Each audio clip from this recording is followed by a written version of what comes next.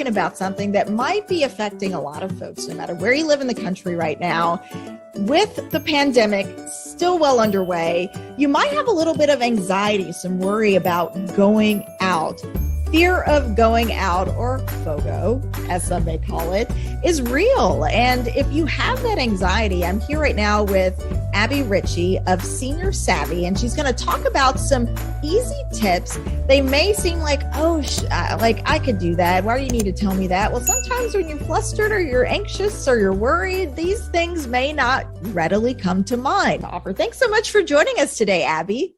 Yeah, you are so welcome. You know, there are so many people who have a fear of going out right now. We've all been in a lockdown situation. We've all been told to do this, do that. And so just the freedom to be able to go out can be anxiety provoking. So what I wanted to do was put together a couple of simple tips that you can use to ease the panic. And those tips, I mean, we all have our phone on us. It's right at the palm of our hand. And that's one of the tips. You can use your phone to kind of ease some of that anxiety that you may have if you know you need to go out. Text a friend to meet you, for example, is one of your first tips. Yeah, so anytime you can involve someone else in your plans, this helps you have a greater sense of accountability. So you actually will make it out.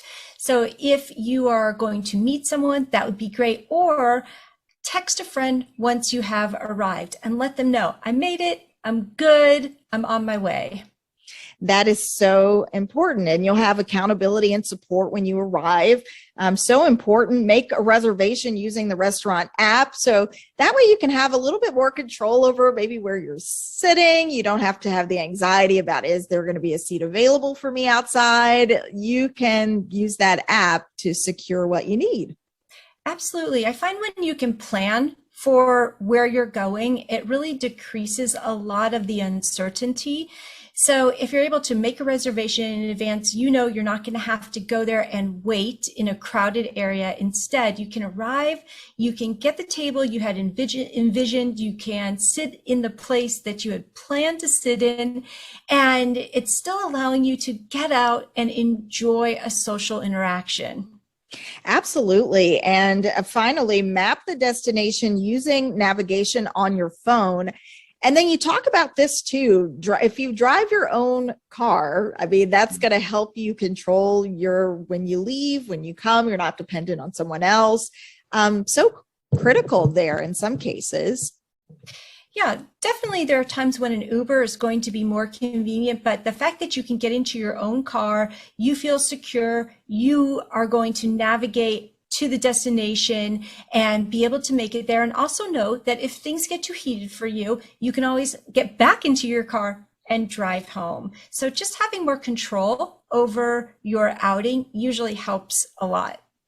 A lot of that anxiety, it comes from feeling like there are things that are beyond your control. And so while we may be living in a time of a pandemic, there are things within your day-to-day life, the way you live and you navigate, that are within your control, where you can find your little piece of control in a situation where maybe there's a lot that you don't have power over. Maybe you can have power over these little small pieces that you navigate in maybe your day-to-day life or even your weekend life. Absolutely. And one little extra tip I want to add to that, when you do start going out, I want to encourage you to just go one place. Don't try to knock off all your errands at once. Just go one location so that it's manageable and you're able to obtain your goal. That is so true. Don't overwhelm yourself. Just take it one step at a time. And I think it's important to have conversations like this, because sometimes people may have a fear of going out and they don't want to talk about it, or they don't want to actually have a conversation like this because they're worried, maybe I'm the only one that feels this way. Maybe I'll be made fun of, or maybe people won't understand. And they kind of allow that fear to live in their head and not have the conversation. So it's just great to be able to create space to have conversations like this. Somebody out there may have this anxiety, and just to feel heard and have some actionable steps is probably going to make a difference for any of the folks tuning in. Yes, absolutely. Everything is opening back up, right? And so that can make you feel really overwhelmed. Mm-hmm. And you don't have to do everything all at once. Like I was saying, just, take one errand or one outing per day. Yes. And just don't overburden yourself and celebrate the small wins. If you can get through successfully with that one place, you made it there, you created an action plan around it, and you accomplished it, celebrate that win. Don't worry about the 5 other places that you had hoped to go. Celebrate, I got through one. And sometimes that's where you need to start. Yep, you got it. Abbie Richie with Senior Savvy. Thank you so much for joining me today, Abbie. Where can people find you if they want to learn a little bit more about Senior Savvy?